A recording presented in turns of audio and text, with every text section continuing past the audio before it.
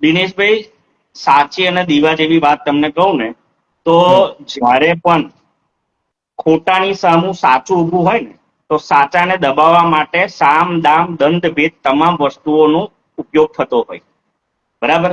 હવે જ્યારે જ્યારે આપણા જેવા લોકો ખોટાનો વિરોધ કરે અને સાચાઈને બહાર લાવવા માટેના પ્રયત્ન કરે ને તો જ્યારે કાયદાકીય ભાષાની અંદર આપણે કોઈ પણ કચેરીઓ પર કે કોઈ પણ કાયદાકીય જગ્યાઓ પર આપણે એની રજૂઆત કરતા હોય ને ત્યારે આ જે મોઢામાંથી અત્યારે મગ ભરીને જે લોકો બેઠા છે ને, ગામમાં આટલી મોટી સમસ્યા થઈ છે ત્યારે એમનાથી કંઈક બોલાતું નથી, આવા જ લોકો આવા અધિકારીઓને પણ પ્રેશર કરાવીને એવું કહે છે કે ભાઈ તમે આવા જેટલા લોકો અરજીઓ આપવા આવે છે તો એમની વાત સાંભળશો નહીં, એમને ધક્કા ખવડાવો, પણ એમને ખબર નથી કે કલમની તાકાત શું હોય છે. અને જ્યારે ખોટું થતું હોય ત્યારે આજે નહીં તો ક્યારે કહેવાય ને કે માથે બેસીને છાવરવાના જે ધંધા છે ને એ વધારે સમય ટકે નહીં. ખોટું આજે નહીં તો કાલે, કાલે નહીં તો પરમ દિવસે નહીં તો મહિના પછી બહાર આવે આવે આવે અને સત્યની જીત થાય છે.